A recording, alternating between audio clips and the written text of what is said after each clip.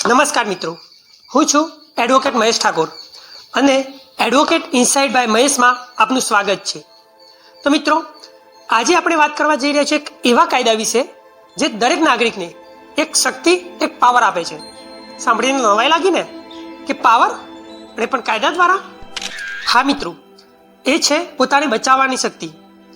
ભારતીય ન્યાય સંહિતા 2023ની કલમ 34માં રાઇટ ટુ પ્રાઇવેટ ડિફેન્સની વાત કરી છે, જેને ખાનગી બચાવનો હક, અર્થાત સરળ ભાષામાં કહીએ ને તો સ્વરક્ષા અથવા આત્મરક્ષાનો કાયદો.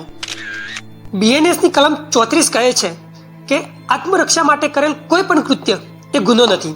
અર્થાત જો કોઈ વ્યક્તિ પર હુમલો થાય છે તો તે વ્યક્તિ પોતાનો જીવ બચાવવા માટે જે પણ કૃત્ય કરે ને એ ગુનો નથી.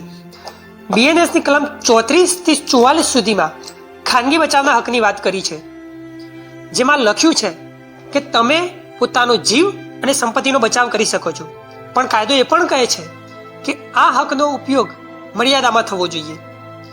સેલ્ફ ડિફેન્સ એ પ્રોટેક્શન છે, બદલો નહીં.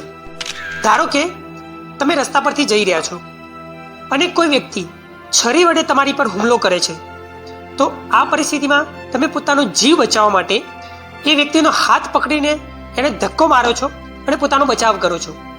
પરંતુ ધક્કો વાગતા એ વ્યક્તિ નીચે પડી જાય છે અને એને ઈજા થાય છે. આ સ્થિતિમાં તમે એને ધક્કો માર્યો ને એ તમારો બચાવ છે, અને આ બચાવ માટે કરેલ કોઈ પણ કૃત્ય એ ગુનો નથી.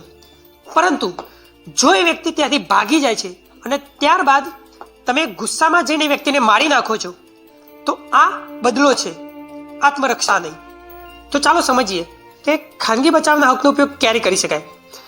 કે જ્યારે તમને મારી નાખવાના કે મહાવ્યથા કરવાના ઈરાદેથી તમારી પર હુમલો થયો હોય, ચોરી કે લૂંટ કરવાના ઈરાદેથી તમારી પર હુમલો થયો હોય, કોઈ સ્ત્રીનો બલાત્કાર કરવાના ઈરાદાથી તેની પર હુમલો થયો હોય, કે એસિડ એટેક થયો હોય, સૃષ્ટિ વિરુદ્ધનું કૃત્ય કરવાના ઈરાદાથી તેની પર હુમલો થયો હોય, કે અપહરણ કે અપનયન કરવાના ઈરાદાથી તમારી પર હુમલો થયો હોય, તો આ પરિસ્થિતિમાં તમે તમારો બચાવ માટે બળ વાપરી શકો છો તથા હુમલો કરનારનું સ્વેચ્છાપૂર્વક મૃત્યુ નિપજાવી શકો છો. પરંતુ જો મિત્રો તમે સાબિત કરી શકો કે આ કૃત્ય તમે પોતાની આત્મરક્ષા માટે કર્યું છે, તો કાયદો તમારી તરફ છે. એટલે તો કાયદો કહે છે કે you have the right to protect your life, your family and your dignity.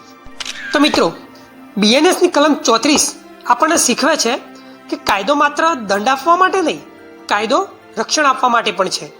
તો દોસ્ત, પોતે બચો અને બીજાને પણ બચાવો, પરંતુ કાયદાની મર્યાદામાં રહીને. આવું જ કાયદાનું જ્ઞાન મેળવવા માટે મારી ચેનલ એડવોકેટ ઇનસાઇડ બાય મહેશને સબસ્ક્રાઇબ કરો, આ વિડીયોને લાઈક કરો અને બીજા લોકોને પણ શેર કરો, કે જેથી તે પોતાનું અને બીજા લોકોનો બચાવ કરી શકે. તો દોસ્ત, મળીશું આગામી વિડીયોમાં નવા કાયદા અને નવી સમજ સાથે, કાયદાનું જ્ઞાન સમજ સાથે. નમસ્કાર.